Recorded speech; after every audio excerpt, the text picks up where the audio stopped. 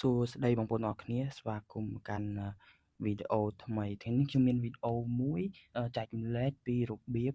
លុប Facebook Page ដំបូងយើងត្រូវ switch account ពី account យើងធម្មតាទៅកាន់ page បន្ទាប់ពី switch account ទៅកាន់ page របស់យើងទៅហើយយើងត្រូវចូលទៅកាន់កន្លែង setting ខាងក្រោមនេះស្ដាំហ្នឹងហើយចូលទៅកាន់ setting and privacy បន្ទាប់មកហើយយើងចុច setting ហើយយើងអូសទៅក្រោមរកមើលពី access and control បន្ទាប់ពីចុចហើយយើងចុច delete page អាទី3ហ្នឹងរួចហើយចុច continue ពណ៌ខៀវហ្នឹងរួចហើយយើងចុចលើគេក៏បានដែរយើងចុច I spend too much time on Facebook មករួចហើយចុច continue ទៀតមកវានឹងនាំយើងទៅកាន់កន្លែងនេះយើងអត់ចាំបាច់គិតច្រើនចុច continue មករួចហើយអានេះបើយើងអត់ចង់ download information ទេចុច continue ទៀតមក